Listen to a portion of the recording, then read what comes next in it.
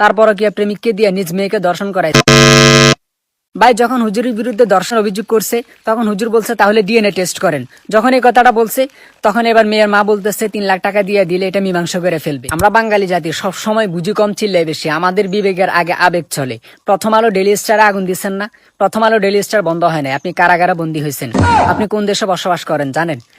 বরিশালের কথা মনে আছে?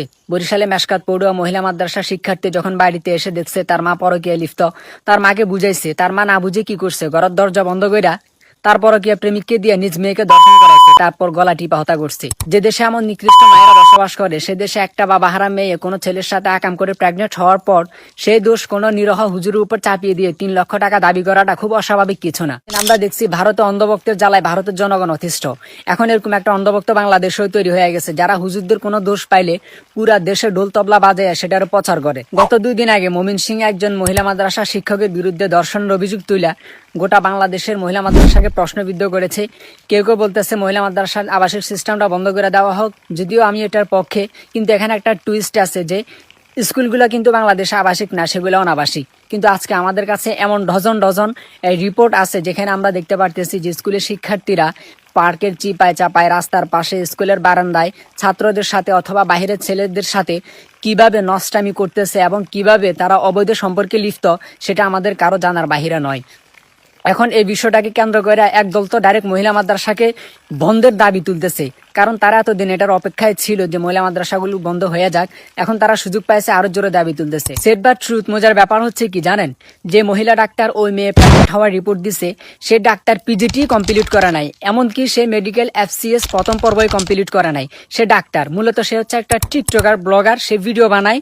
এখন সে মেডিকেলে চাকরিটা নিয়ে এই ভুলভাল রিপোর্ট দিয়ে মানুষকে বিভ্রান্ত করতেছে। একটা মেয়ে 5 মাস মাদ্রাসার বাইরে ছিল, তারপর তার ফ্যাটে বাচ্চা আসছে, সেই অভিযোগ হুজুরকে দিয়ে দিছে। এটা আপনি বিশ্বাস করে ফেলছেন। ভাই যখন হুজুরের বিরুদ্ধে ধর্ষণের অভিযোগ করছে তখন হুজুর বলছে তাহলে ডিএনএ টেস্ট করেন। যখন এই কথাটা বলছে তখন এবার মেয়ের মা বলতেছে 3 লাখ টাকা দিয়ে দিলে এটা মীমাংসা করে ফেলবে। এগুলা বুঝেন না আপনারা ভাই? সবচেয়ে দুঃখের বিষয় হচ্ছে ওই হুজুর ধর্ষণ করছে কিনা সেটা এখনো প্রমাণিতই হয় নাই, অথচ তাকে দর্শক বানাইয়া পুরো বাংলাদেশে মহিলা মাদ্রাসা বন্ধ করে দেওয়ার চেষ্টা করতেছে একটা গোষ্ঠী। ভাই একটা মানুষের অপরাধ প্রমাণ হওয়ার আগে তাকে অপরাধী বলা কোন ধরনের মানবতা? আপনাদের কি পারিবারিক শিক্ষা নাই? আমি আমার অনেক মাদ্রাসার ছাত্র ভাইদেরকেও দেখেছি, তারা ইতিমধ্যে মহিলা মাদ্রাসাকে কটাক্ষ করে অনেক রকমের পোস্ট করছে। ভাই যদি সে অপরাধ করে থাকে অবশ্যই সে শাস্তি পাবে, কিন্তু অপরাধ প্রমাণিত হওয়ার আগে তো আপনি একটা নির্দোষ মানুষকে অপরাধী করতে পারেন না। আল্লাহ তাআলা কোরআনে বলছে ওয়াল্লাযীনা ইয়ারমুনাল মুহসানাতি সুম্মা লাম ইয়াতু বিআরবা'তি শুহাদা ফাজলিদুহুম 80 জালদা। যদি কোনো মুহসিনা নারীকে দুশ্চরিত্রের অভিযোগ করার পর সাক্ষী না দিতে পারে তাহলে তাকে 80টা বেত্রাঘাত করা হবে। এখন আপনারা যারা এই হুজুরের চরিত্রে দাগ লাগাইছেন, যদি সে দর্শক প্রমাণিত না হয় তাহলে তো আপনাদেরকে পাবলিক প্লেসে ঝুলিয়ে দেওয়া উচিত। ভাই বাংলাদেশে যথারীতিভাবে হুজুরদের ব্যাপারে এই জায়গাটাতে এসে বৈষম্য করা হয়। ভাই আমাদের কাছে কিন্তু এমন ডজন ডজন রিপোর্ট আছে যে স্কুল শিক্ষক কর্তৃক শিক্ষার্থী দর্শন হয়েছে, যৌন হেনস্থার শিকার হয়েছে, শিক্ষিকা দর্শনের শিকার হয়েছে, যৌন হেনস্থার শিকার হয়েছে, কিন্তু মিডিয়াতে এগুলো হাইলাইট হয় না। যখন একটা মাদ্রাসা শিক্ষক বা শিক্ষার্থীর বিষয়ে কোনো বিষয় আসে তখন পুরো বাংলাদেশ হাহাকার পড়ে যায়। ভাই কেন এগুলো বৈষম্য কেন?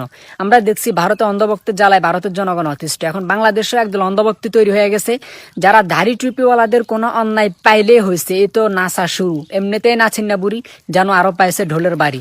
এ বৈষম্য কেন ভাই?